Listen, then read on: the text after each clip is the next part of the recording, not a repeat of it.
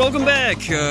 We hope you enjoy part 2 coming up here. This is not part 1. That is back that way. Part 2 is here with us and your sleep demon dressed in weird pajamas and a hat, Melania. This is Video Head Cleaner. My name is Tommy. I'm Kyle. And we are actively in transit. Always in transit. Like Melania. We're never, ever anywhere. We're always going somewhere. But never moving. It's so zen. Walk with me. Her zen-like state, Melania. Anyway, let's get right back at it. This is part 2 of our review of Melania. It absolutely is. Well, this is the same thing. This is the sleight of hand to make it be like, Melania does stuff. Yeah. Whether it's in the scene, whether it's for her actual like job or career, or this be best thing, it's like, whoa, look at Melania doing things, and like it's only if you're just like an idiot that you're like, wow. Look at her go. Incredible.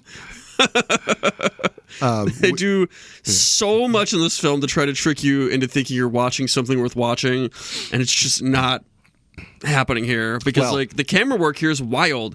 It pans around her in this interview, it zooms, it flips, it's all to just show her motionless, expressionless, and vaguely sat on a couch though, because they can't get anything out of her. They have to do things around her. Yeah, and maybe the best example of this is coming up. It's a meeting with Aviva Siegel, a Hamas hostage, right, abducted in the attack by Hamas 2023, and Aviva was kidnapped and was free, was rescued. Mm-hmm. And just the grossest example in this documentary of this, of how Melania is just a non-entity compared to whoever else is in the room. And, oh, geez, talk about a tragedy vampire. Just really the most despicable example of it. Just here's Melania exploiting this tragedy of all tragedies to glorify herself and to imply falsely that she has a personality of any kind or that feels she has anything at all. Any impact whatsoever on these proceedings or what could possibly happen. Yeah, like, oh, Melania is now weighing in on Middle East conflict. Oh, great. Okay, great. And I just talk about wanting to see a documentary about the other person in the room. Yeah, again, I'd want to see something about Aviva Siegel versus Melania. Just clearly has a real story to tell versus Melania, who apparently has nothing to say. No, and we'll get to it at the end because they slap out the last thing in this documentary is this list of like accomplishments Melania has. And one of them here is that they list the situation. They're like the Hamas hostage thing. And it's like, just because Melania said, I think you should return the hostages, doesn't mean that Melania did literally anything in the situation. We're going to have to get into this absolute dumpster fire of an ending credit. Yeah, oh my God. The ending credits for this, because holy shit. Yeah. The behold, comrade. Yeah. Like, the many accomplishments of Melania, behold in despair. Yeah. Jeez. And then we also, it happens like blink and you miss it, but we do get that scene where, they literally just film her sitting on a couch where I swear to God, they probably just put eye drops in her eyes, where she's just sitting there watching the fire, like burning on the Fox News thing, because it looks like her eyes are watering, but like no tear comes down, and like she doesn't make an expression, like you mentioned. It's just motionless, sitting. Yeah. In her a voiceover, Melania's voiceover again. Melania in real life never emotes, never says words. Yeah. Voiceover of Melania says, "I'm sad and I love children" or something, and you're like, okay. One of the just the segment with Aviva Siegel, just for how gross this documentary gets in terms of like the tricks that it pulls. This is that you have Melania again. Consulting with whoever she's in the room with, and it's Melania having the audacity to coach this woman about grief, about how to process one's grief, about how to not let it in, or how to not keep it in and to let it out. And it's just, oh, Melania, you slight nothing of a person right now. What do you have to say to this woman? Really, like, what do you have to say to this person? Come on, just why are you speaking at all right now about grief, especially to this person? Like, what? Oh my God. Geez. Anyway, I don't know. Just cluelessness or audacity or arrogance or just the Melania bubble. Just, I don't know. Well, and it's another, like, it can almost sucker you in this scene because it's straight up PR bait. Because what's happening is, like, oh, Melania moves over to her and does, like, human-like things, and they hug at one point.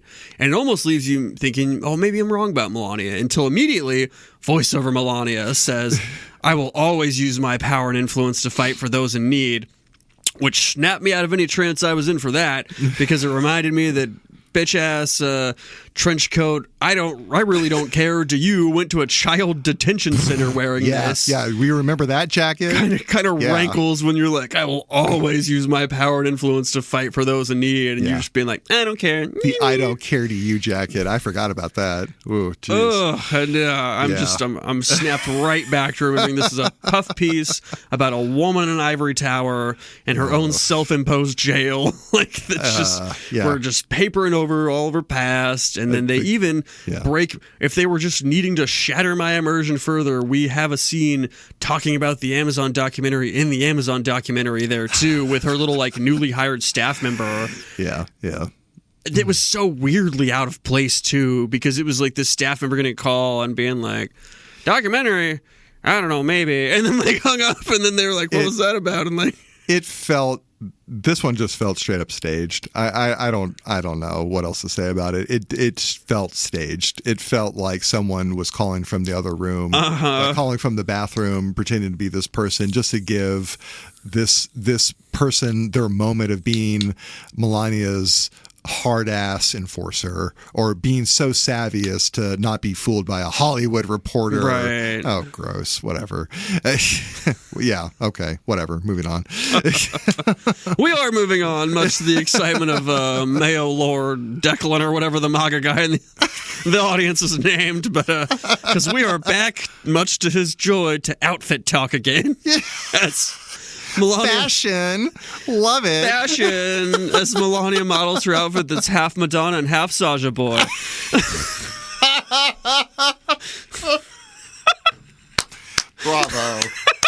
Bravo, Kyle. Wow, that was golden.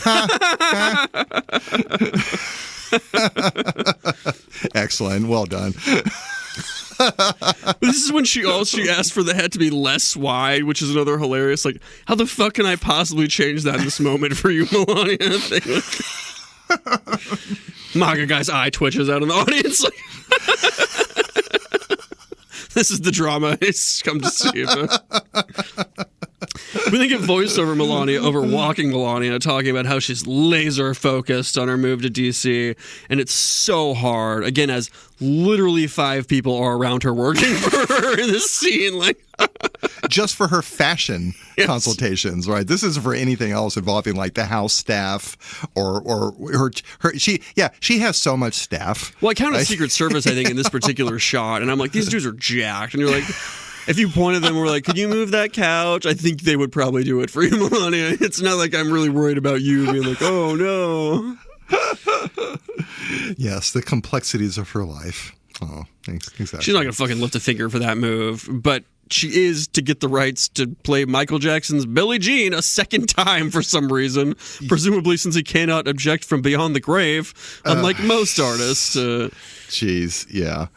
This song, though, is kind of hilarious that they feature it so much, because isn't this a song about illegitimate children and someone approaching Michael Jackson saying, hey, you're my baby daddy, and him saying, that kid ain't mine.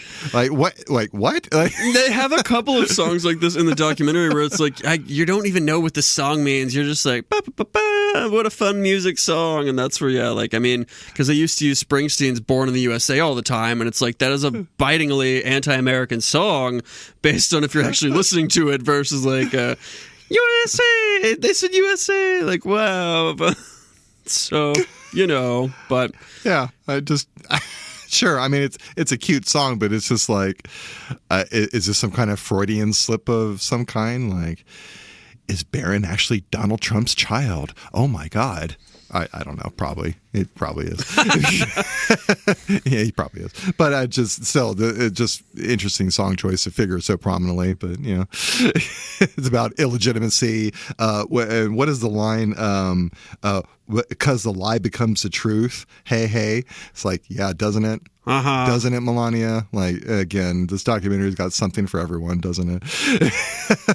Well, and I mean, it gets sensual right after this with the song, because it goes from Billie Jean to True by Spandau Ballet or whatever. And like, at this point, I'm bored out of my fucking mind in my notes. I'm just like drawing things because we're just watching her be in various forms of transit still. Like, this is another moment where she's in another airplane car thing where she's going between New York, DC, and now she's at Mar-a-Lago. She happens to be in Florida now at this moment, but I don't care. Like, it's so bad because nothing interesting happens at any point. And it is here at the halfway point that we're so close to learning something about Melania herself when she references that she like worked hard as a teen on her modeling career in Slovenia, and she talks slightly about home for a moment, and then it's gone. It's out of there. That moment's gone. And like we're walking with her weird burger finger ass husband, and he blathers about being best and shit. Like, I want to hear more about her life as a model. Sure, because that would be some interesting backstory on Melania the person. Anything. Young Melania before she met this fucking weird, bloated sack of shit. And like, what was her life like? I mean, did you have hopes and dreams? Were they like anything? I bet they weren't this. Like, or just talk about, again, I guess the documentary has a certain narrow focus. It's about the lead up to the inauguration and whatnot. Maybe we're asking too much from this documentary. It's just, I guess my approach to this has just been thinking about this, just this text, like what's in the frame, just what's in the frame, right? And Melania, the character, is just a nothing burger. Just a nothing burger, right? And so I guess that's why I keep wanting anything. Maybe I'm asking too much for the documentary just because of its scope, but just give me something. Give me something. Weird. I mean, again, to pick at the inauguration thing, because like she does in the latter half of this film become a side character in her own movie named for her. Like, you could call it Melania Does the Inauguration or something. Yeah. But, like, this is so much more so about Trump, and Trump's doing speeches, and Trump's doing whatever, and, like, you're there, I guess. Like, nobody can take that away from you. But also, this is a fucking movie called Melania, and so, like, we've seen this. Again, the footage of this exists. Like, why would we want to watch that? Can you provide us information in the background or new footage or new, like, interviews to be like, what went along with this? No. Or at least they didn't. Like, rather, they did the same footage, and they did, like, long shots of them walking around hallways, downstairs, up things, onto stages, dancing, doing things, and, like, it's such a waste of our fucking time, like with no arc, no nothing, no tension, no building. Yeah. It's just, this is the thing that happened. Here is music and we are walking to it. And then another thing is going to happen. Here's additional music. We walked to that. And I guess I learned what doesn't make a movie or something. It's like we get a little taste of something sentimental when she talks about Mar-a-Lago. She calls it her sanctuary, from the outside world. She talks about various touching moments with her father, Baron's grandfather. This is where Baron learned to swim and things like that. So. Sure, we get a little something, right? Just a brief moment, a sentimental feeling, sentimentality from her. It's just a morsel. It's not much. It's not much, and it's not exactly like revealing, of her personality or anything complex about her. I don't know. Again, it's just, I'm noting it because there's so little to note about these things. Well, there's little. You're right, because like this next thing we're doing is she's talking with the Queen of Jordan about more of her Be Best stuff, and specifically about foster kids and how like 3% of them only go on to university. And she talks about foster kids a couple times, and you would love a through line to be like, why is that important to you, Melania? What impacted you? Was it a friend? Were you a foster kid?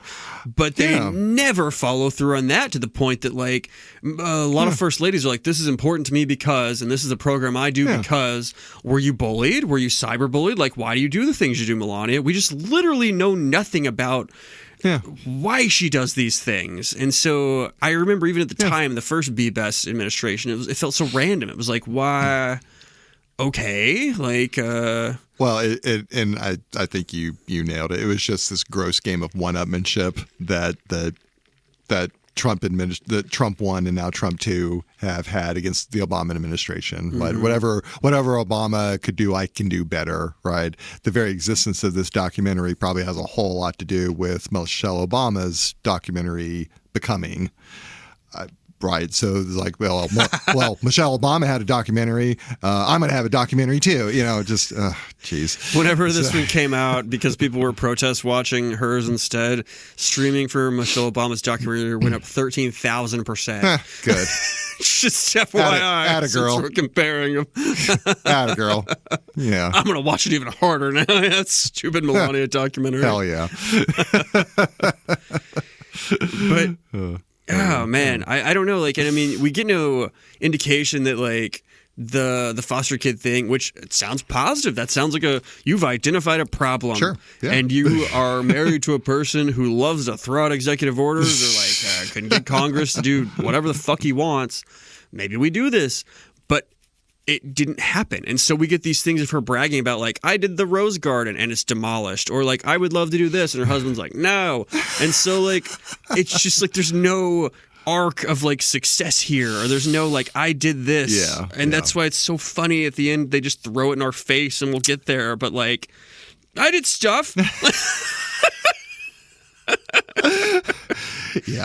Yeah, like a badly written resume or something. But it's just not documenting how positive change comes to be. It's just documenting hypotheticals at this point. And so that also feels gross to be like, great, now you're making me watch your fluff piece about stuff that could have happened that was good, but then your dumbass husband just like bombed Iran and did all this stupid shit. Like, I was going to say, this documentary, watching it right now while World War III appears to be unfolding, or just who the fuck knows what. Just there's a line coming up that Trump himself says. It's just like, it's bitterly ironic.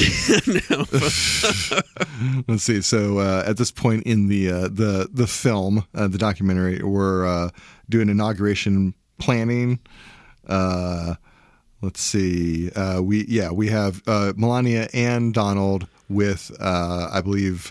Whoever's coordinating their parade route and Secret Service personnel. Yeah, I don't know what that is. We get Trump gloating about Biden. He's still pissed. That's going to be an interesting drive, because traditionally the former president and president-elect have a, drive together like a parade. But it's just, of course, it's Donald Trump gloating, because he's a shit.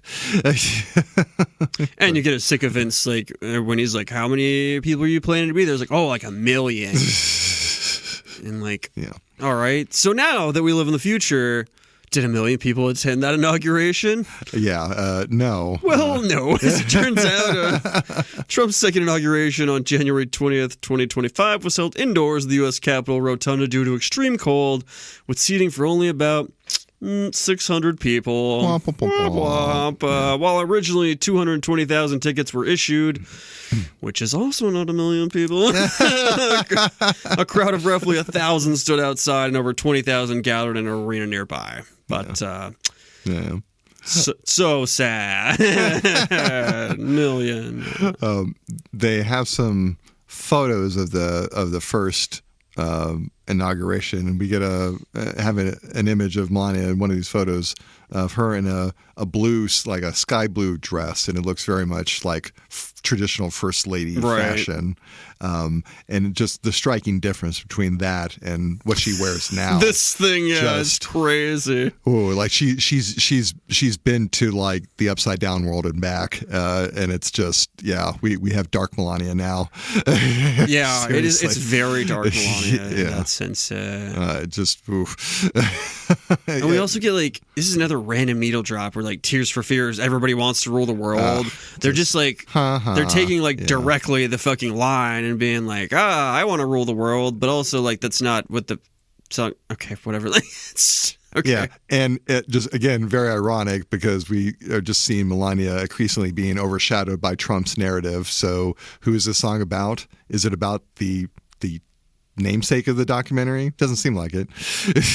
So, yeah. I like this song, but I don't like that it's overlaying more walking to the motorcade that then drives us to the fucking tarmac, that then drives us to another tarmac, and then, like, walk on the airplane. Melania says she wants to remember every second of this as I'm just pulling my hair out, like, knowing that, like, well, you're gonna, because we got it all on camera. Like, it's just, you got your wish, bitch. Like, there's an amount of this documentary that is approaching 50% where it's just her in transit.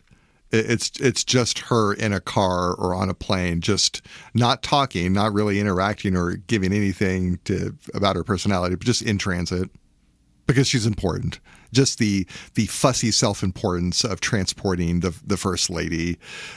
Again, this doesn't reveal anything about the subject of the documentary. It's just a lot of filler, like you've mentioned, but it's a lot of like fussy filler that's meant as kind of a gross, purposeful distraction from the fact that there's nothing there with Melania, and just we're so far into the documentary at this point. Like we're really like a solid hour in. It's an hour and 40 minutes, by the way. It's longer than it needs to be by far. Oh, it's so much longer than it needs to be because we're about to hit a part again where like my fast forward sense is just tingling, and like sure enough, aside from a line here or there's like 90 seconds of another fucking travel montage, as Tommy just mentioned. We then get almost 3 straight minutes of just music, no words, as this like wreath laying ceremony, which, all right, there's like a time to be somber or there's whatever, but also like 3 minutes of movie and stuff in this case. It's just a whole lot to have nothing happen in.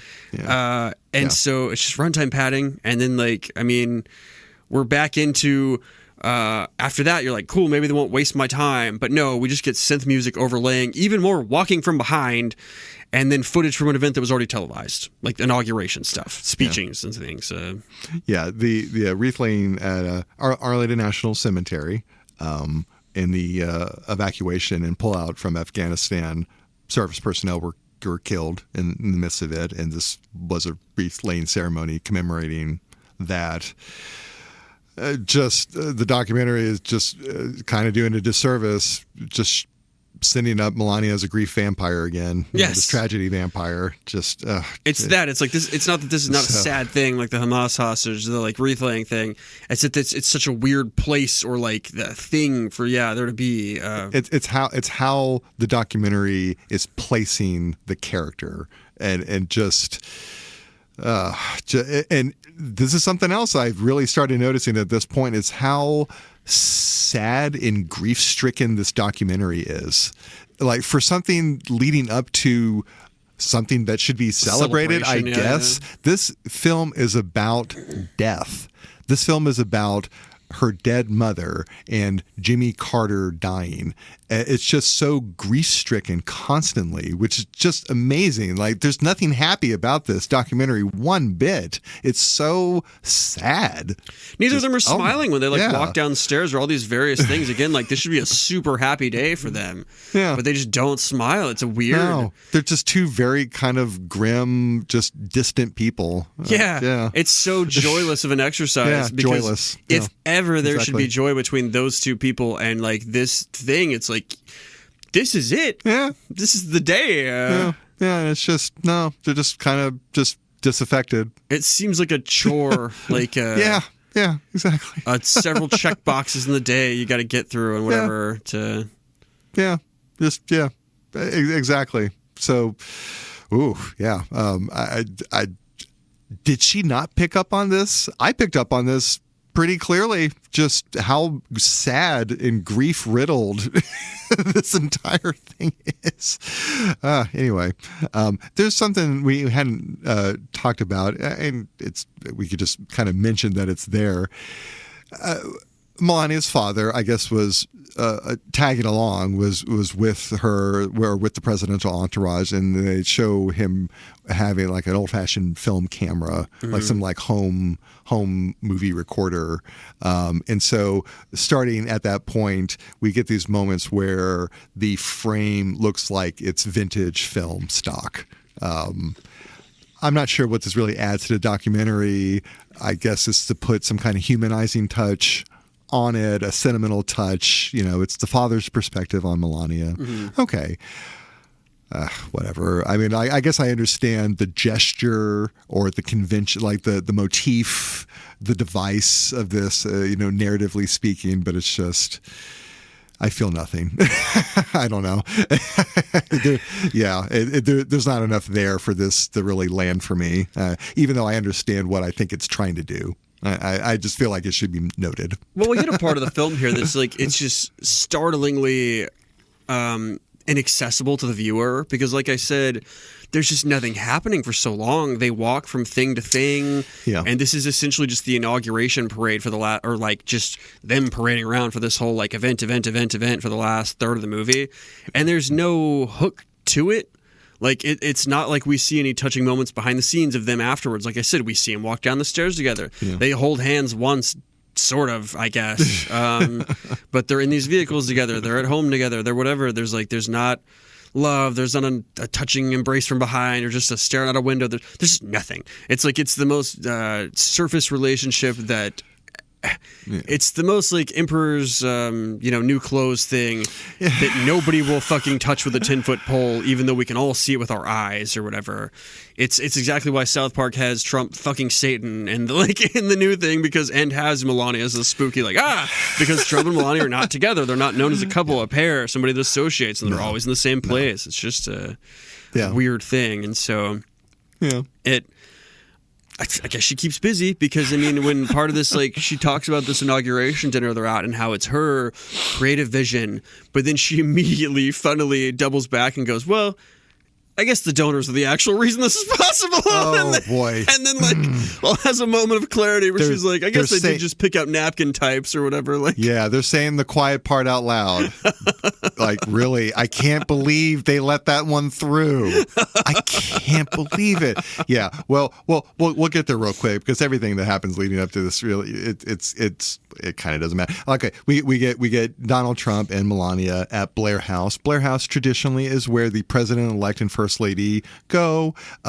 It's kind of the halfway point between their public life and the White House, right? So they spend a few nights at Blair House, and then move into the White House proper. And so we have Donald and Melania at Blair House, just part of the presidential tradition, right? The parade that we're really getting is kind of Melania walking everywhere, and we're just seeing all these different traditions about the inauguration and whatnot. That's kind of the parade that we get.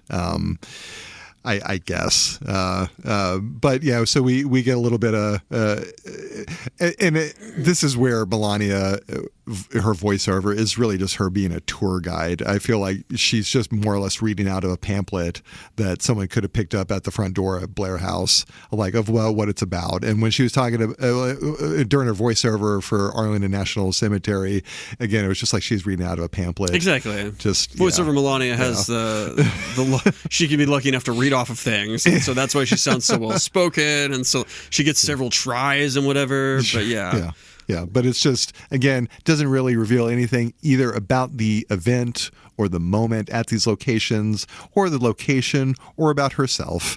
It's just filler that takes up time that could have been spent on revealing anything about her.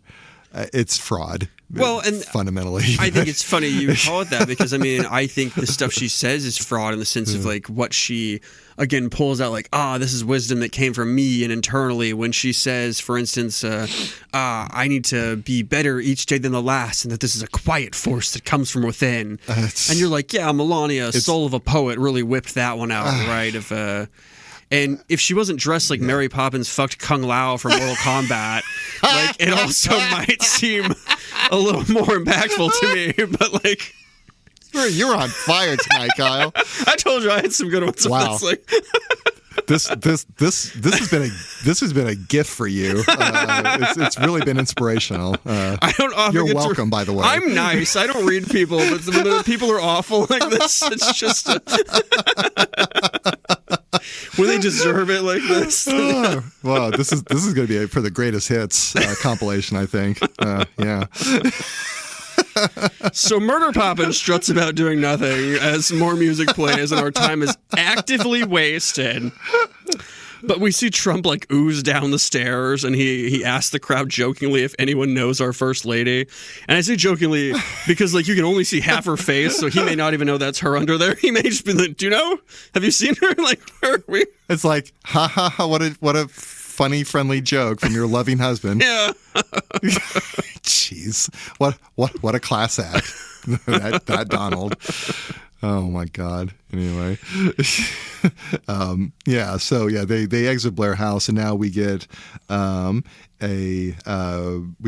inauguration, right? Yeah. No, we're at the candlelight dinner before the inauguration, and this is just such a gross moment, both in world history in terms of the fact that this happened, but just in this documentary. Yeah, the candlelight dinner, the dinner right before the inauguration. And as we learned during Melania's voiceover, this is not a traditional thing at all, but something that they decided to do, and I guess as a nice black tie dinner for various tech bros and asshole billionaires and various Republican ghouls and various buffoons like Robert Jeffries, and just yay. How romantic. What a romantic dinner. God. Just hell on earth by candlelight. They midget Baron for the first time. That gangly little monster gets brought up. She just lies about his values and concern for others, and whatever. Like time will tell, I suppose. But like, forget words, because we're back to minutes of filler music with no words too. Yeah. This time piano, while Melania just walks around. But lots of great images of just them hobnobbing with these billionaire fucks like Elon Musk, who they show multiple times. Jeff Bezos sitting just a few people away from Melania.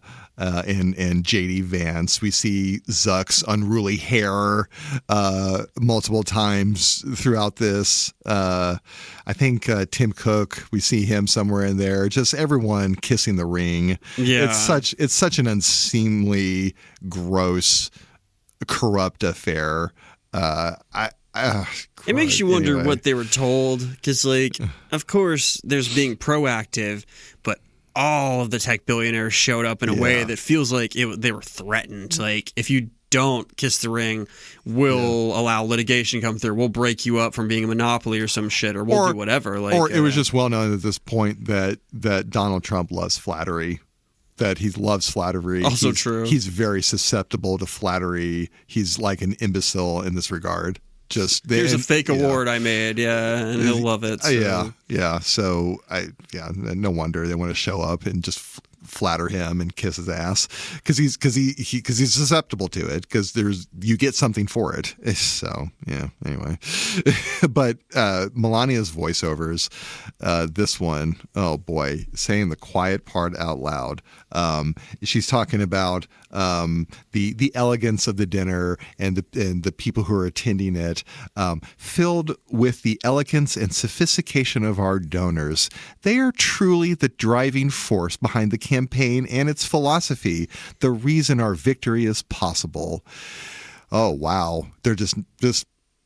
I'm glad we can finally let down the mask and stop pretending and finally get some of the real Melania, I guess. But just gross. It's like, yes, we all know this, but just, wow, you're just saying this out loud. Just not even trying to gussy this up, not even trying to sugarcoat this, not even trying to be coy about it or trying to masquerade it behind some ostensible theory or philosophy. Nope. just our donors paid for this. They are in charge. Yeah, actually, they did this. Yeah, like, now that I think about it, wow. All right, I participated, but well, I mean that's some direct talk from Melania right there. Okay. Oof, breathtaking. She does her dutiful being Melania in an event thing, though. Yeah, and just so blithely unaware of just what a bomb that was that she dropped. Like, what a truth bomb. I can't believe that she greenlit this and just... Was she unaware of these things and how it could be? Did she not get a sense of how she was coming across? Like, or was it too late? And was it too scandalous to not release it at that point? Because Amazon did very quietly release this. Yeah, they really quietly dropped this. Well, I mean, it was in theaters and some stuff. It wasn't like trumpeted from the heavens, I suppose, but also. I don't know. I just think, honestly, this is the way, like, she sees the world and how it works. Like, she's been... Did it actually have a theater? They did have a theater release. Yeah. That's right. I remember this. I have some fun statistics on the theatrical. Yeah, supposedly like 8 million tickets or something. Yeah, right. My ass. Like there were like 10 bodies in those theaters. But this is why I want to know more about young Melania, and that would be the one thing I would have wanted of this documentary is to like know again her before this, because now she knows, quote, how the world works, because she runs in these heinous circles of like money and power being the end all be all, and like just really bulldozing over ethics and morality and people and the little guy. And so God, it is crazy how she doesn't emote throughout this. Like, there's so many fucked up things happening around her husband, her administration, her country, her world, her city, even DC in there, any of the cities around her. But you don't see it. She lives in her own little bubble. The charmed life of Melania. It's an impenetrable bubble.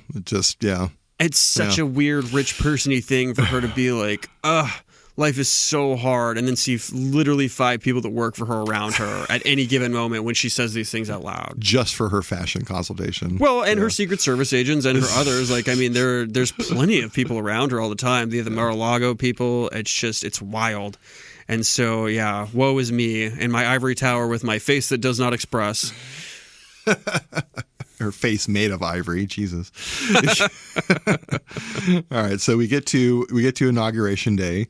We're seeing the 5-hour transition window spinning up, right? So we have White House orderlies and attendants frantically moving furniture and things in and out.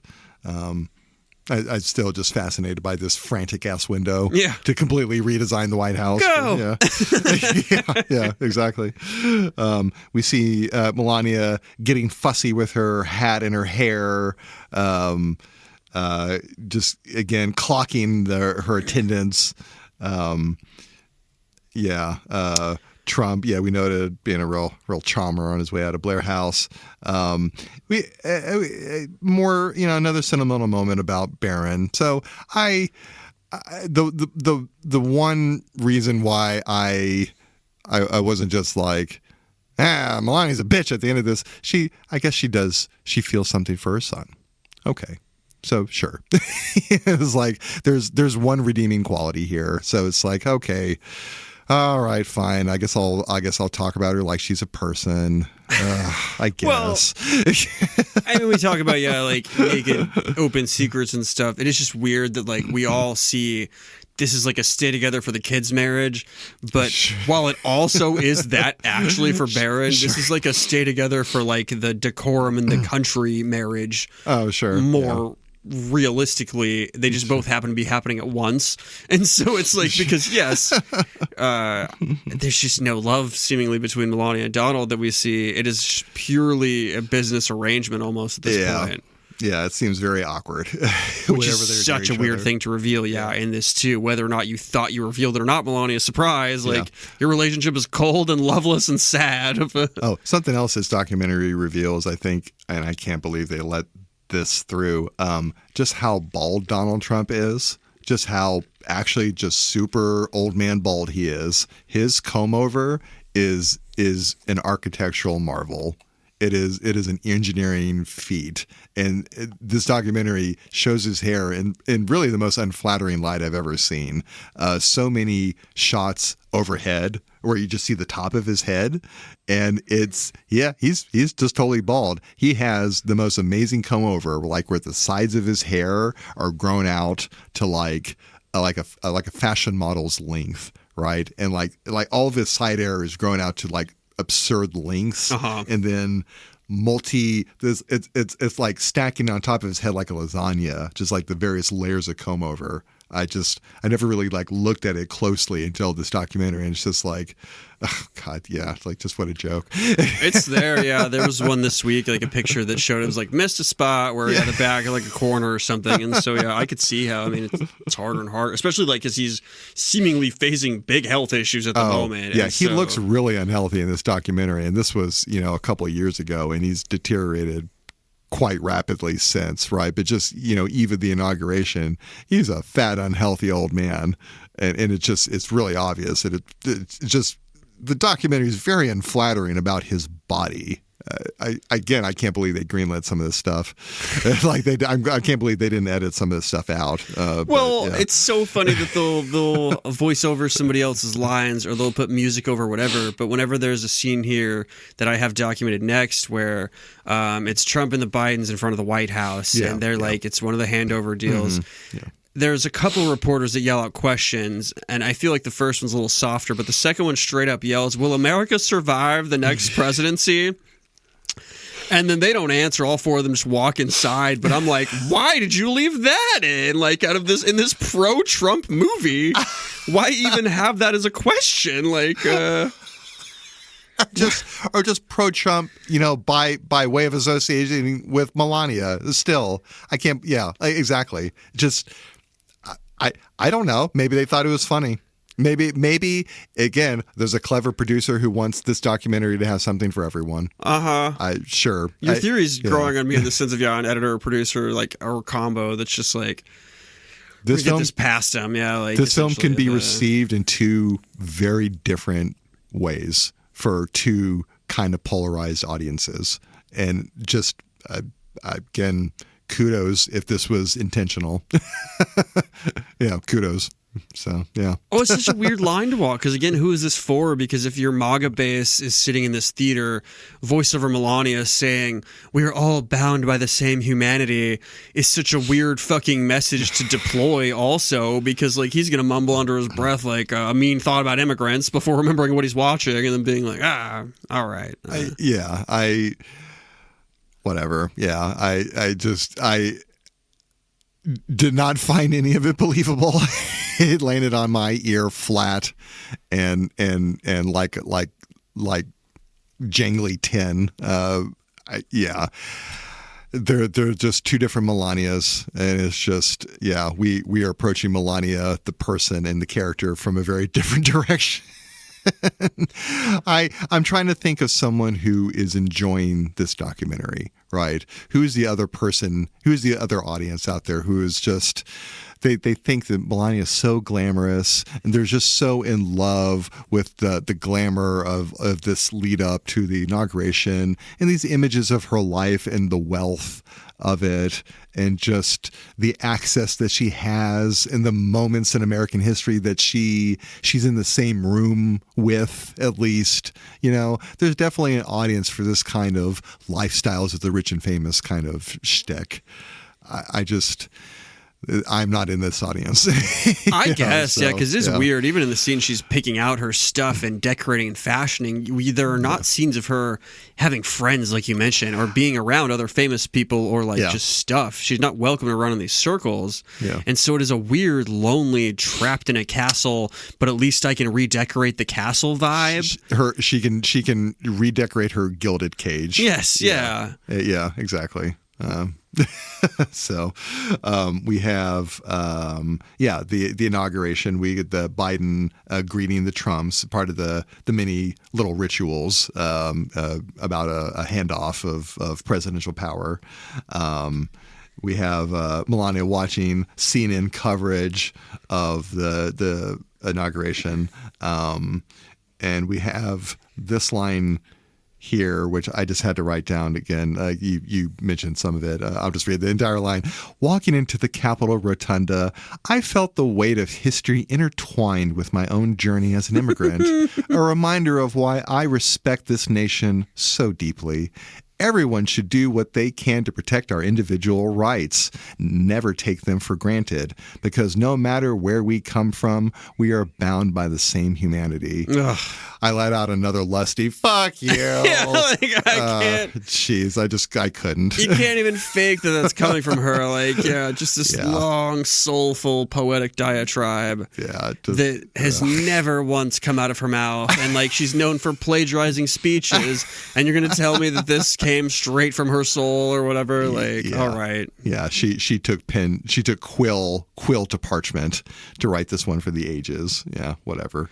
So there's really not a lot left here, folks, to mine, in the sense, like, I've got a bit more, I guess, like written down. But for the record, the rest of this fucking movie is just like the inauguration. They're walking from event to event, and then like that's it. It's just the inauguration happened, essentially. Yeah. And with a bit of focus on Melania, right? We have the ceremony of the inauguration. We have the former presidents entering. We have again. This is when I really started theorizing about if this film is intentionally to be read two different ways. Mm-hmm. We have Kamala Harris waiting backstage, looking very impatient, checking her watch, wondering when they're going to make their entrance, right? And I could just imagine to the MAGA audience, they'd be like, yeah, fuck Kamala, look at her, what a bitch, haha, you lost. But then, of course, to us, I'm just sitting there watching, thinking, I'm wondering when this is going to be fucking over too, Kamala. Checking my watch too. I am right there with you. Like you are impatiently checking the watch of the nation, Kamala, for real. Like, you go, girl. And again, I think this film it's to be read two ways. It's for two polarized audiences. That scene could be received in two entirely different ways. And validly so too, right? For two very different audiences. So, yeah, I don't know. I don't know if Melania is all that clever, but there's some, and again, I would love to hear an interview with the producer if they'll actually admit to this. I might be giving someone way too much credit here. I really might be. Just this is my warning to myself here. But anyway, we get various moments out of stock footage history really at this point, because this is all inauguration, right? All very well documented. We see all the Trumps, like Ivanka, an incredibly way too tan Donald Trump Jr., the nightmare Gumby that is Barron, and I'm Eric. I'm Eric. No Mary Trump there, curiously. I don't know why our invite must have gotten lost. Yeah, I wonder what happened there. Mail. Yeah, interesting. Well, like, nothing happens. Speech re-airing, nothing happens. He gets inaugurated. Oh, joy. Melania walks wonderful. down the hallway again. Yeah. Here, the filmmaker thinks they've struck gold because they're juxtaposing Trump practicing his speech and the actual inauguration speech. Yeah, sure. Okay, fine. We get a behind-the-scenes moment where I wonder if Melania actually did just barge into the room, because Donald Trump seemed a little off-put by this. He was just like, oh, Melania, it's you. Come in. Yeah, why don't you come in with your documentary crew? I guess. He seemed genuinely miffed by that, which was pleasing. That there's Melania just being a clueless bitch. Like, Donald. Atta girl. It's very funny though. This is the line that fucking just like made my brain explode out of just annoyance. Was because with the last month and what's happened in Iran, not to mention like every interaction with our allies or Greenland. Did you ever say thank you shit with Ukraine? But Donald Trump's like, when they go back and forth between his speeches, the way they end this whole sequence is Trump picking out and saying a line that says, "My proudest legacy will be that of a peacemaker and a unifier." Fucking hell. Which, fuck off forever. Like, just furthest thing from your legacy I could imagine to be said about you. And all I have are these disgusting, sickly noises. Just, Yeah, a unifier in that unify everyone in hating his guts, perhaps unify everyone in like celebrating when he dies. Like there's never been an American president whose death has been celebrated, but I really think that people will rush into the street and celebrate when that asshole dies. Just fucking for real. And just, oh my God. And like the whole movie's off the rails now. It's just orchestral soundtracks and walking with Melania saying something literally every 2 to 3 minutes, maybe. Yeah. Here we get stage voiceover Melania saying she couldn't wait to celebrate the promise of the new presidency with the American people, as it's the people who ultimately determine the destiny of our nation. Yes. And you're like, all right, fuck off. Like, yeah, this is why I blame the voters. I just, cold hard facts, Donald Trump got 2.3 million more votes than Kamala Harris. It's just, I blame the fucking voters, really. Just, yeah.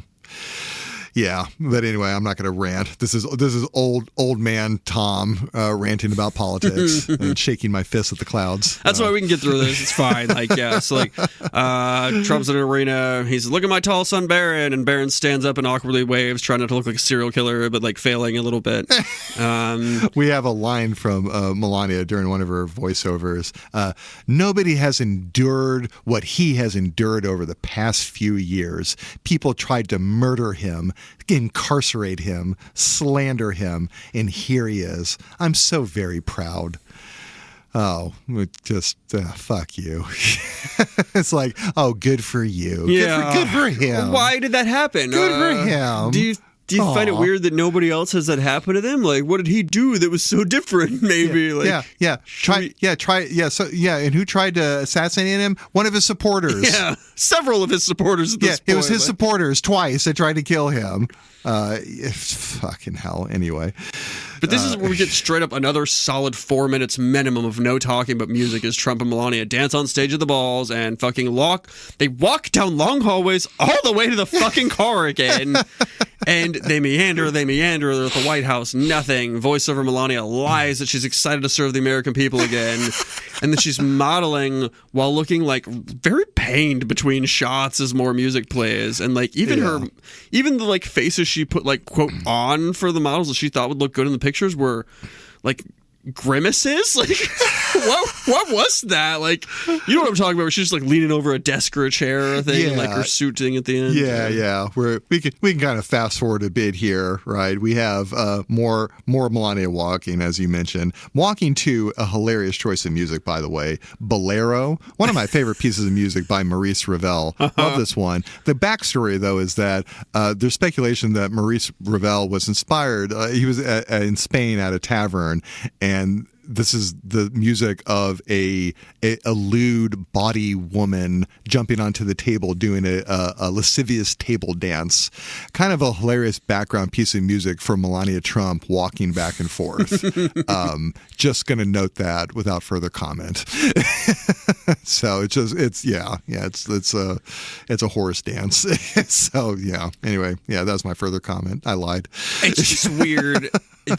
The scene I'm talking about where she's standing there being photographed and modeling and literally not moving is the best metaphor for this whole fucking movie to me, because people are buzzing around her and doing things around her to try to make it look great. This is great. This is normal. You're great, Melania. And she just stands there making the same unexpressive face while they do all this stuff around her to make it look like she's doing anything, or that something's happening, or that she's worth having a picture, a story, an article about. Like, the suggestion of a dynamic presence, and it's a lie. It's just all smoke and mirrors. This is all the magic of film craft.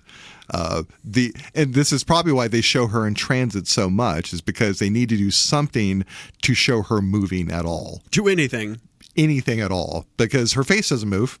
So they could at least have her relocate herself geographically. They can do that. Those muscles move. Yeah. Do you have other muscles that can move? Yeah.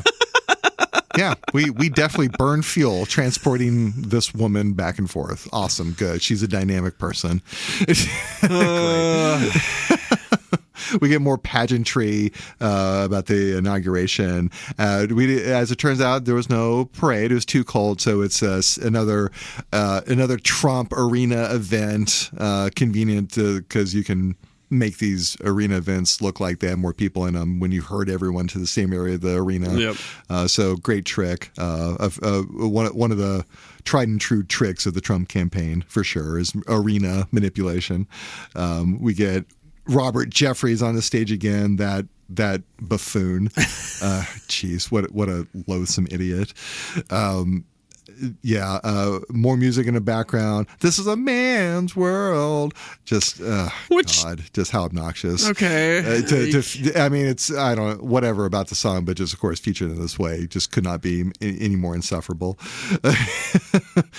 We have Melania and family back at the residence. The Trumps back at home. Yeah. After all the inauguration festivities and whatnot. This was a fascinatingly surreal moment, honestly, and I gotta spend just a little bit of time on this.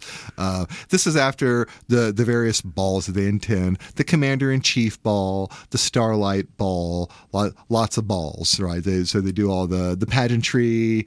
We get a very dramatic singing of "Glory, Glory, Hallelujah." One of these balls by a military, like a Marine singer. Mm-hmm. They're exiting the ball. Dancing and lip singing to YMCA on their way out. So gross. Song is canceled. I'm sorry. This is no longer a gay culture song. No. It had a really good run. Had a great run, but it's over, unfortunately. Mingling with various Republican monsters and assholes. More photo ops for the family, and then. We see them backstage, more background music, and then he kissed me. I hate this documentary for the cutesy songs that it just shits all over by including. But then we finally get back to the White House, the actual residence now of of Donald Trump again, Trump 2.0, and it's. Again, just how hilariously awkward these two are together. Just how there's just no loving chemistry between them at all. Just kind of making a joking remark. She's very difficult. Nobody like her. He kind of drunkenly slurs this out. This is where we get our first taste of Trump getting old and just getting just tired and slurring his speech and just being just old Trump as we saw. It seemed like really rapidly once after the inauguration. He's talking about being reelected. The documentarian, I guess maybe it's Brett Ratner next to Melania, asking how does it feel to be elected again, Mr. President? And he says, "There's nothing bigger, right?" And he says it with kind of a sad twinge, right? Like there's nothing bigger. Says the man who now has nothing left. Like there's kind of a brief moment of poetry in Donald Trump's malaise and sadness in this moment. He is talking about the White House. This is the most incredible place. And just says it with this kind of deadpan, almost sarcasm almost. It's hard to read his tone because it's so inflectionless. He's a weird guy because it is like he got everything he ever wanted in a sense. And now, he's at the end. Like you've been elected twice. In theory, you're done. Unless you are trying to do your crazy bullshit. But also like you just are. And so like it's an odd moment for sure because you see the two of them arrive back after like literally 16 plus hours of being on. And you catch him just for a moment being off. Yeah, and it's honestly the most telling moment in this. Again, not in Melania, of Donald Trump, though, where it seems like he's kind of just like, blah, whatever, over becoming president again. Well, he didn't want to go to jail. That's kind of why he ran. That's the other thing. Like, when you imagine this is just like a narrative film, right? Like of someone not named Donald Trump, but just some person who is just reelected president and whatnot, and for them to say, there's nothing bigger, right? And with kind of a sad twinge, it's like it's a moment of narrative, right? It's a human moment from someone who it's just like, wow, it's like is this a human moment from Donald Trump of all people? But after this, Trump is pondering this painting that's in the room. It's a picture by Claude Monet called "Morning on the Seine." Good weather. The Seine being river in France that goes through Paris, I believe. It was given to the White House and put in this room by the family of John Kennedy after his assassination, right? Is in memory of him. And it's just fascinating that I don't know if either Melania or Trump really ponder this, but I couldn't help but notice how grimly surreal it was for Donald Trump to be just contemplating absentmindedly this picture commemorating the assassination of Kennedy. Was this another moment when the documentary was offering something for everyone in the audience? Right. Maybe I'm reading too much into it, but it just seemed like neither Melania or Trump thought about how ironic it is that this painting is in the room with them. I don't know. Just a moment of poetry in this turd of a narrative production. Just kind of surreally and ironically. But just, I don't know. Well, it's such a sanitized production because, there's so much that could be interesting about this. You could have had Melania, depending on when this started filming, she could have reacted to assassination attempts, one or both or something, or she could have reacted to horrible things her husband has done, or just like some crazy shit where, people are literally rioting in the streets by the millions, and she's just like, oh... those silly people, oh Donald, like he did it again or such. But no, like there's nothing about her. There's nothing editorial about her. We see no stance, and like I get that maybe you're not trying to like dump on your husband to a degree, but also like there was just no emotional stance. There was no intelligent stance on stuff. There was nodding, and there was reading from stuff that people put in front of you when you were in voiceover mode, but like. It's so empty. It was such an empty husk of like a fucking film, to the point that the way this ends is that they essentially say, but wait, the actual text says Melania Trump is reinventing the role of America's first lady. And then it goes on to say that she basically deserves credits for these things and lists out like 12 things. Yeah. And I got bored. I listed like 6. Well, but the very final scene is, of course, Melania doing a photo shoot. That's what I was talking about. The one that's like just a fucking metaphor for her whole... bullshit thing. So we get Melania's photo shoot. Just so glamorous. She's a model, and this is, I guess, true Melania, or the essence of Melania. This glamorous figure. Yeah, very scally though. She's trying to look powerful and serious, like she is like a female Donald Trump. Right, that she's not just a first lady, but some kind of almost president. Just by the way that she's dressed in a men's business suit without a tie, essentially, right? Yes. But like a feminized version of it, like a chic version of this, right? So it's a power suit, with she's serving up business face, scowly power face. But whatever. Yeah, it's just, this is a documentary that did not exactly show her as a powerful person at all, and so it's a weird way to end for sure. It's very ironic, or again, it's ironic for half the audience. For the other half of the audience, they're like, "Oh, she's so glamorous. Oh, wow, wonderful." Yeah. So because it's like a photo shoot that's like a Claire Underwood. I'm at the desk now photo shoot, but like you're not, and you're not even at the table. So like it's a weird. Yeah. It seems like she doesn't understand the truth of it. Right. It's a moment of irony in that the character seems unaware, or perhaps we could entertain this notion. Yeah. Well, and the whole project is almost keeping somebody busy that's not at the table, because the table is like, we're busy. Keeping someone busy, yeah. Her whole, the list of things, when it's like, I did this, Melania did this for America. There's like securing hostage release in Gaza 12 days after inauguration. We got to go over this list. I wrote this down because I was just so floored. I was depressed after 6 or something, like I said. I think I picked out the best ones for me. So yeah, but I'm going in order at first here. Yeah. So yes, the securing hostage release in Gaza. The first line, Melania Trump is reinventing the role of America's first lady. Okay, that's fairly neutral enough.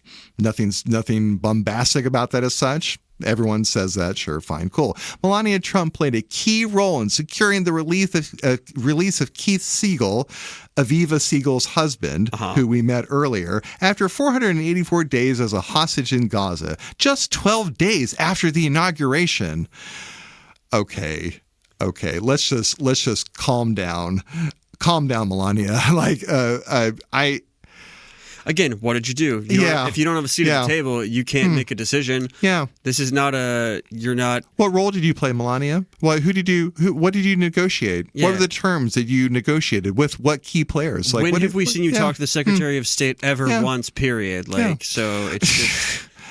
Okay, and so this is her just claiming things so go down the list. Yeah. I mean, the First Lady championed the Take It Down Act, a new law, federal law protecting victims from AI-generated non-consensual intimate imagery. Okay, sure, fine, no problem. Champion, but also, though, that's Congress. Yes, I mean, championed is such a verb that yay, I'm for it. Put out a press release, lending her support to it. For whatever that was worth. Fine. Okay, cool. Her steadfast support of the foster care community took a historic step forward with the, quote, Fostering the Future for American Children and Families, quote, unquote, executive order, marking the first time in U.S. history that a First Lady shaped the core elements of a presidential executive order. That's a lot of vague words there. That's a lot of putting that in ChatGPT to be like, hey, I told my husband to maybe do this. But that one I marked down as at least maybe, because that's a one-to-one, you have a pipeline to a man who can do EOs. Sure. So much of this is what Congress does, and you're like, honey, you are not whipping votes out here, or you're not I don't know what you think you do, but it's not these things. Yeah. Next one. She secured $25 million for HUD, Housing and Urban Development, to fund housing for young adults in the foster care community. I'm not sure what secured means in this context, because that implies something legal or something official, exactly. Like a contract or I went looking for this, and it seems like the Secretary of HUD, so a cabinet member, basically carved out $25 million for her initiative. Or it was going to happen, and they just put her name. Exactly. So, and that's the other thing. I don't know if that was just planned for something, because also, how can you? Congress has the power of the purse, and if there's no appropriations for this, it's not like Melania wants $25 million. Here's $25 million. Or at least it shouldn't work that way. I mean, it might have, but Last time I checked, the office of the First Lady has perhaps influence, but no power as such. I don't know. It's just because that would send me looking shit up too. I was like, what are you talking about? They could have said very accurately that she has advocated for this, and this happened perhaps by way of her advocacy. I don't know. There's just secured. That's a very powerful word. It's a lot of indefinite verbs like championed or secured or played a key role in or something. It's stuff I would put if I didn't do things in the group project, but I wanted to appear as if I did. It's I play a key role in the universe. Depending on how you want to think about it. So, after releasing the AI edition of her New York Times bestseller, which, first of all, AI edition, what the hell does that mean? The AI edition of her New York Times bestseller, Melania, the First Lady led America's White House AI Challenge, bringing leaders from Silicon Valley to the White House to assess AI's opportunities and risks. AI edition, is it ChatGPT will read it to you? That'd be an awful voice of sound. No, I imagine writing rather than reading, but I don't know what that means. That's when I stopped writing these down, because I was we're just pulling shit out of our ass now. Yeah, because essentially, if you take out the first part of that sentence, it's Melania flew some people to the White House. Woo! Roll out that fucking red carpet for her. But well, it doesn't even say she did that. She led it. That I don't know what that means. She told somebody else to email them and set that up with her calendar. But in an unprecedented move, Melania Trump's peace letter, quote unquote, to President Putin helped reunite children with their families displaced by the Russian-Ukraine war. Peace letter? Yeah. Is there a copy of this, the actual text of this? It has quotes around it, and so I also was just what are we even talking about? But that one, This was on like page 2 because there was like 2 pages of these accomplishments. This was like deep in page 2, and it was really making me think they were reaching so hard for this shit at the end. Oh, wow. Yeah. This is a real letter. But like, this is another example of like, this is children with their parents. This is Ukraine. I think it was foster kids or something. It's like she has some connection with like foster kids or this various region of the Russia or all this stuff. But like, oh wow, oh my God, this is amazing. What does this remind me of? This is I forget the name of this.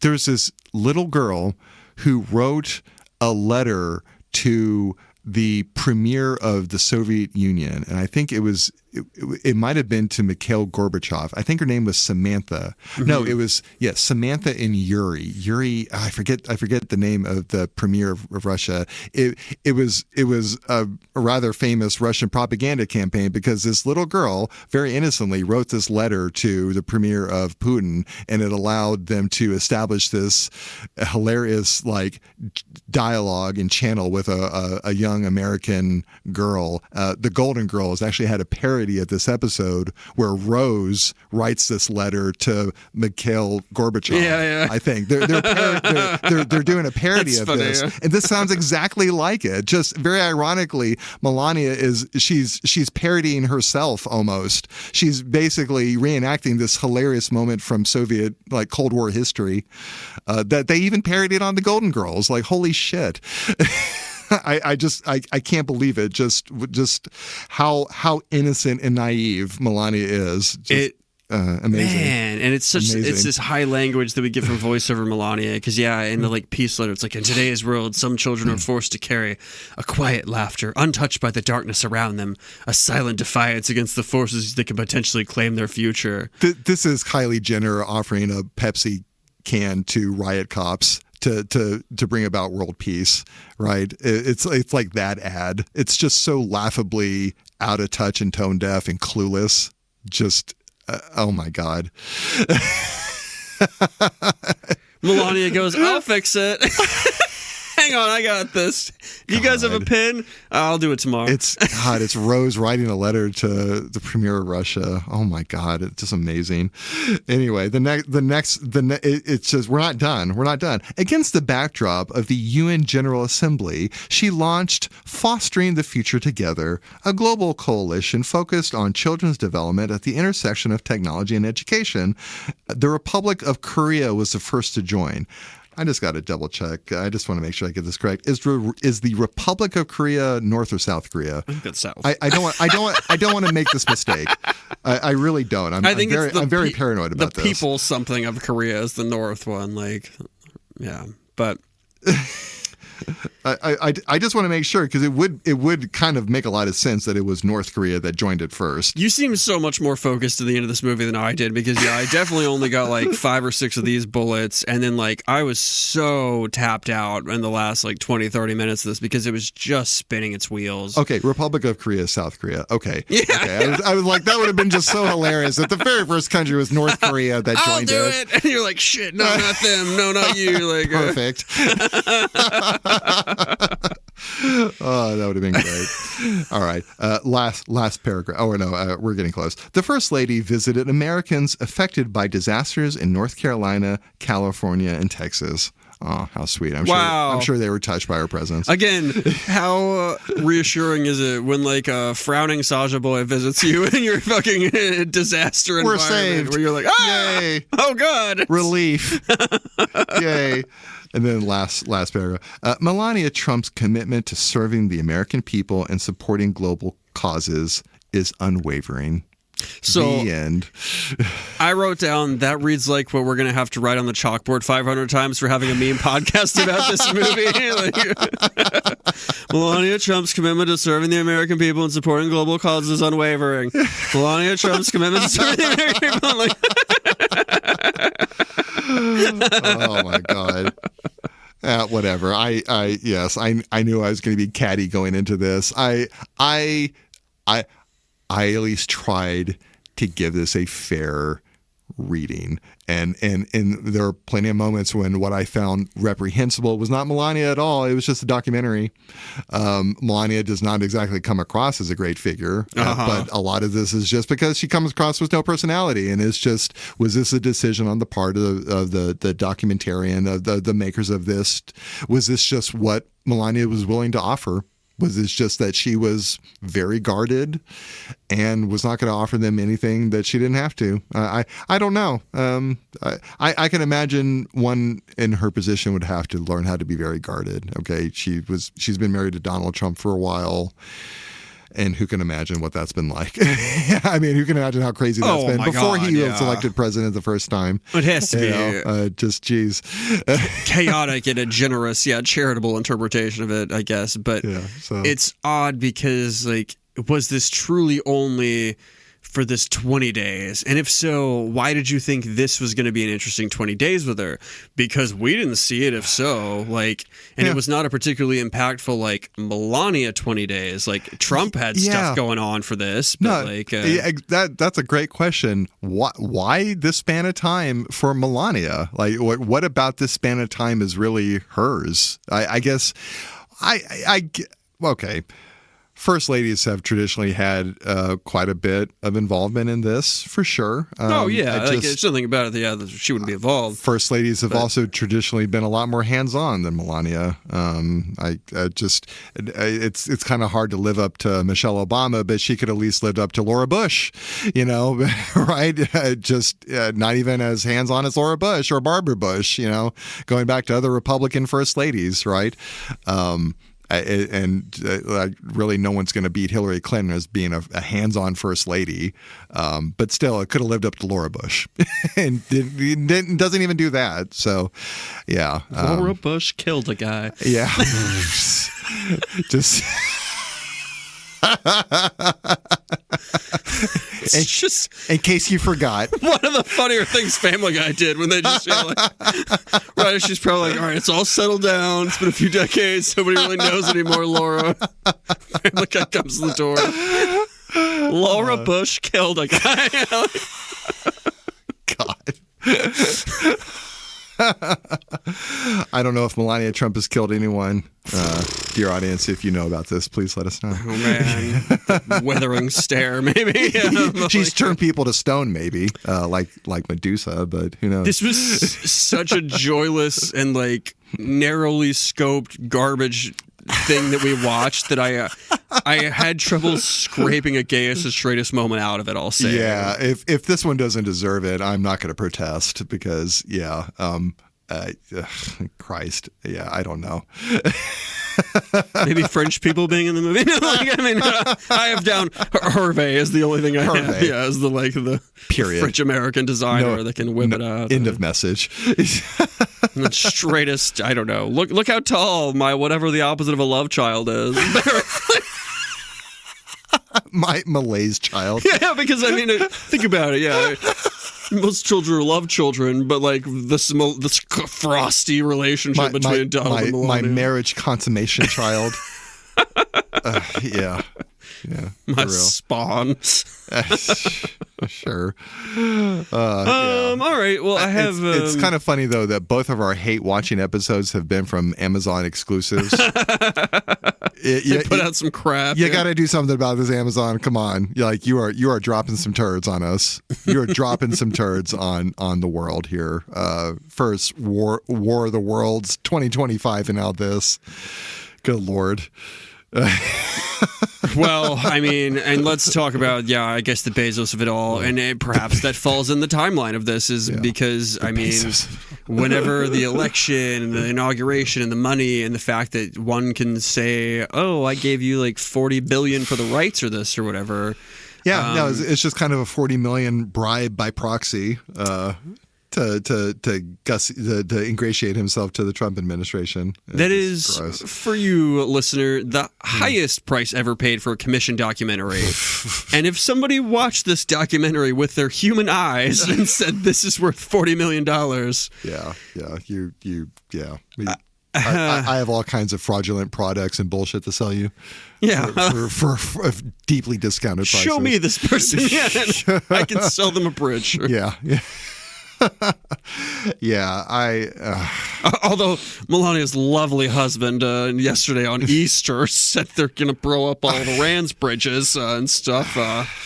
Yeah, and watching then praised Allah. So yeah, watching this in the context of now war with Iran, and then strife in Minnesota, and all the Doge horse shit, and I don't even know, like him what? literally firing every female member of his cabinet within the past week or two. Yeah, there's a definite pattern developing. But here's a female empowerment movie from the Trump administration out here. Fucking hell. So yeah, and who knows what bombshells will maybe never be released about Jeffrey Epstein and Donald Trump.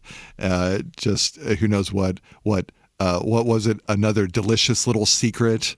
What was that line from the letter that Trump wrote to Epstein? Oh man, I don't even know. There's a whole bunch of them, and I mean many unreleased. Another delightful secret or something. What was that line? Anyway, just something gross and awful. Yeah.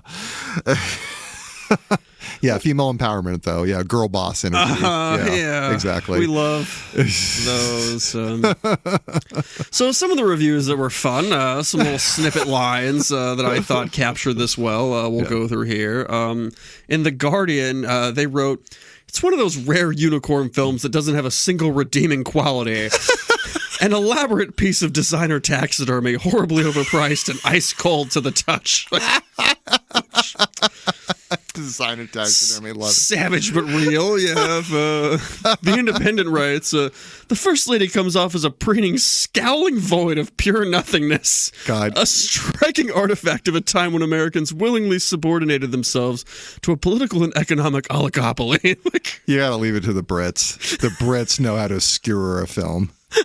They know how to skewer a stage play, for sure. Scowling void of pure nothingness. That's our First Lady. Hey, this later turned out to not be from Variety, but it was attributed to her for a while, went viral. This came out, if they showed this film on a plane, people would still walk out. But boom. That's great. This is just brutal. Like, if you were Melania reading these, I can't imagine, because The Hollywood Reporter says, exposes Melania Trump as an empty vessel without a single original thought or insight, instead deploying an endless number of inspirational phrases seemingly cribbed from self-help books. Yeah, more or less. You've nailed it. Yeah, I do not disagree. This is an Australian one, the Daily Telegraph. "The whole vibe is eerily off from start to finish, leaving you feeling as if you've spent 105 minutes alone on a merry-go-round in an abandoned amusement park." Oh my God. Wow.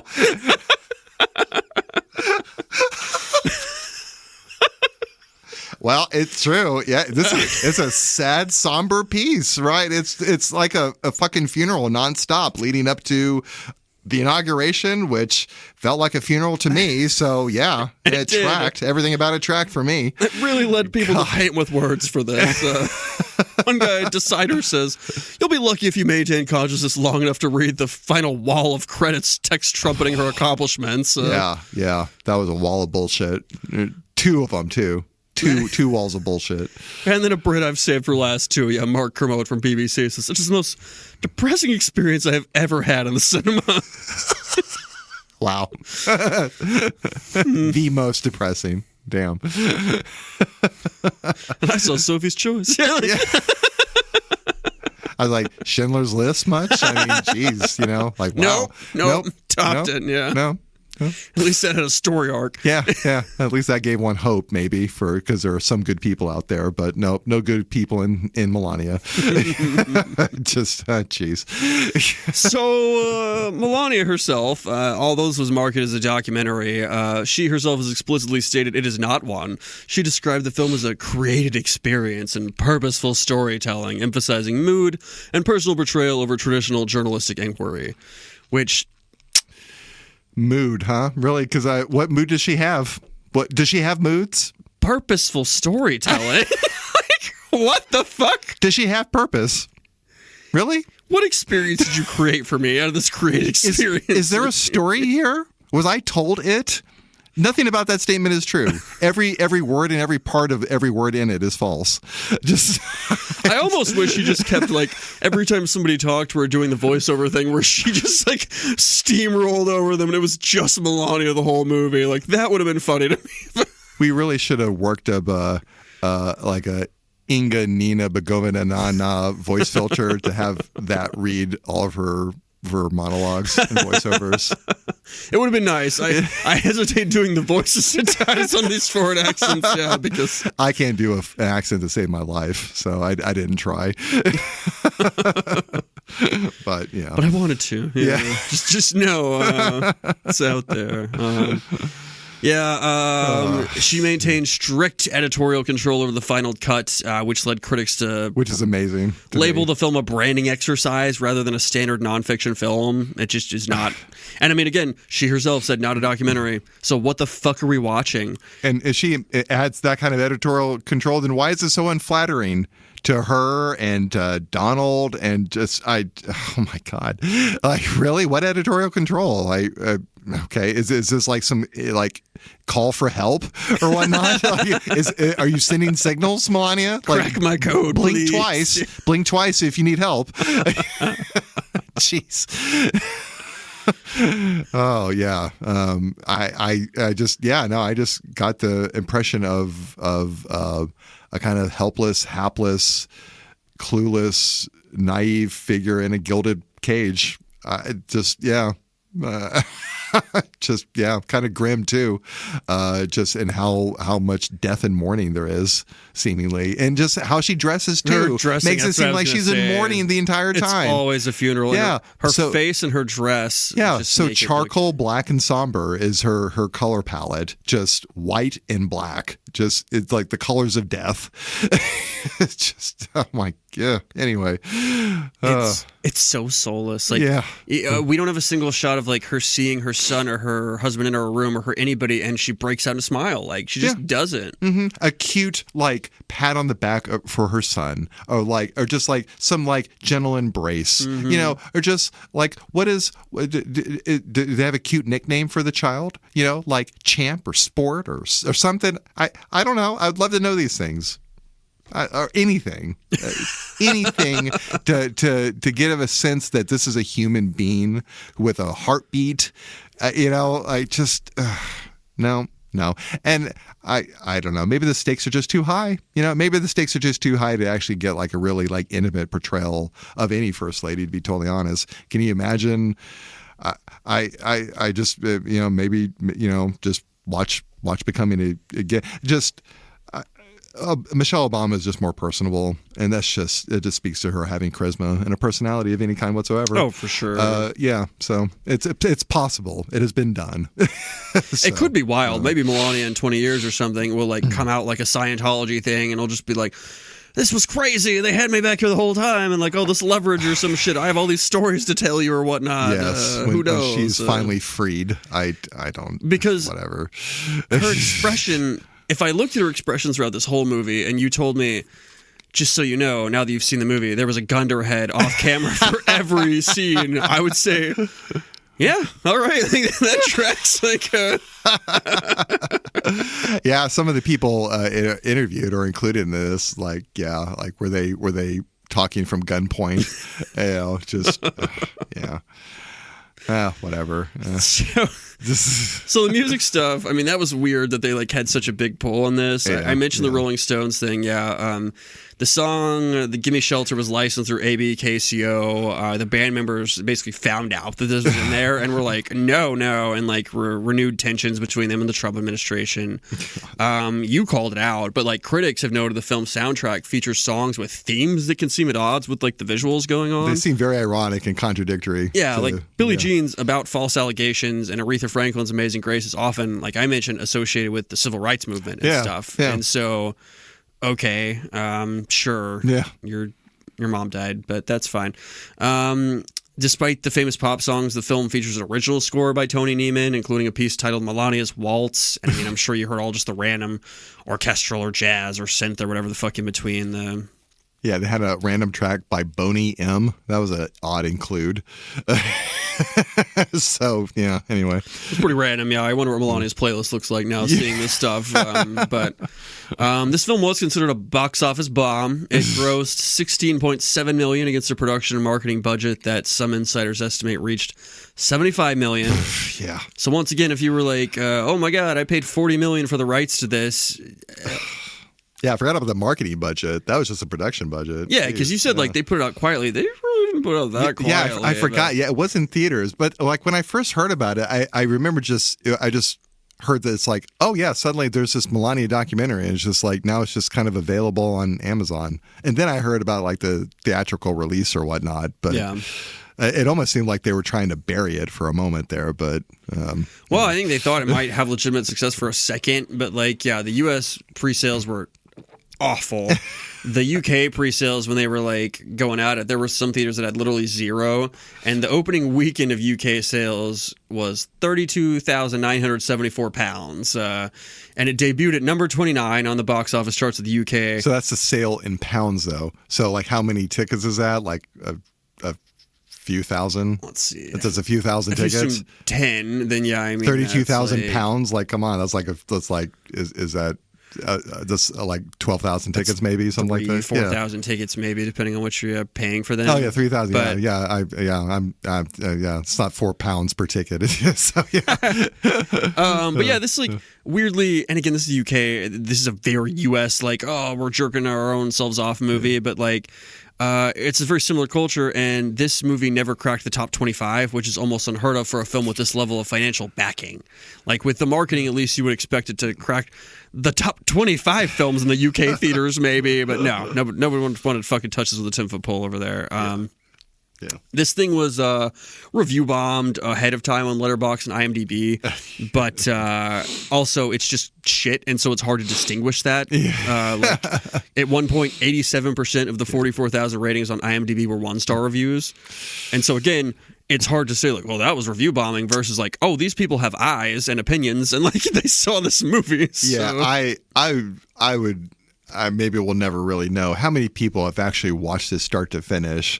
I watched it twice, start to finish, as I claimed at the beginning of this, as a public service. Saint. I was not doing this twice. As my attempt at canonization. Oh my God. Yeah. How many people actually watch this thing from start to finish? It's probably a very rarefied and exclusive club of masochists for sure. God, I don't know. And yeah, like I mentioned, the MAGA theater people must have been so upset. I can't imagine walking out of that and being like, wow, what a good use of a night. That was an hour and 43 minutes where my time was respected and where a narrative arc formed, and we're like...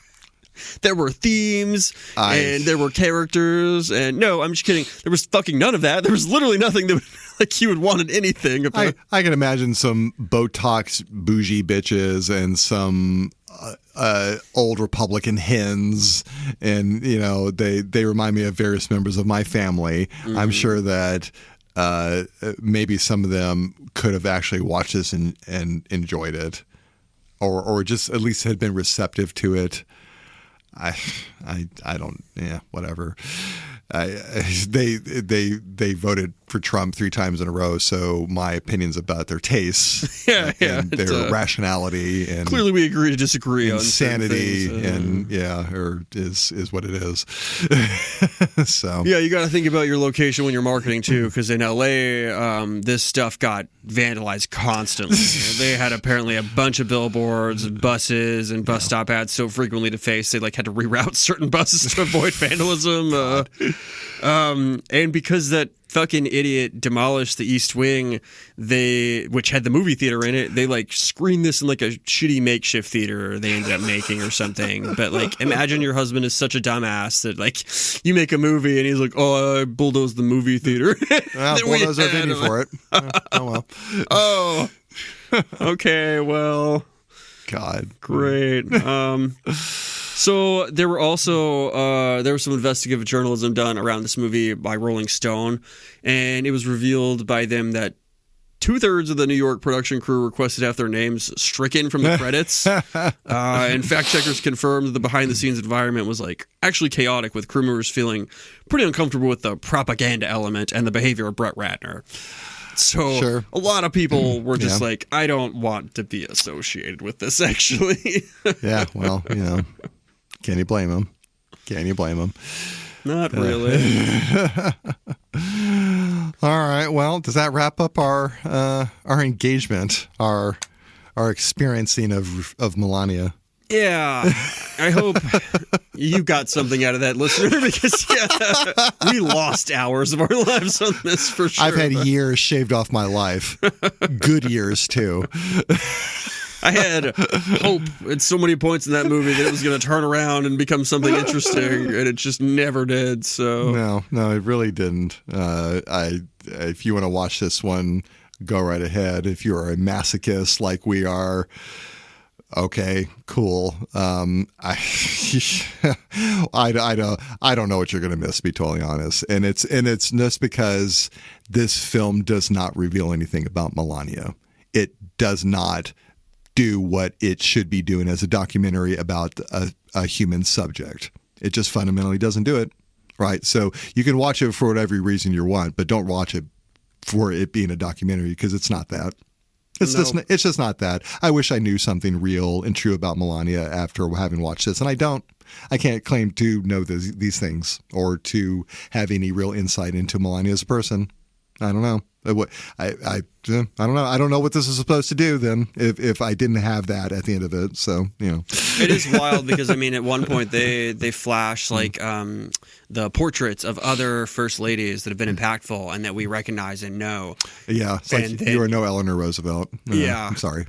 But then, end of the day, you're not going to be in that list. You'll never have the glamour and mystique of Jackie O. No, sorry, no.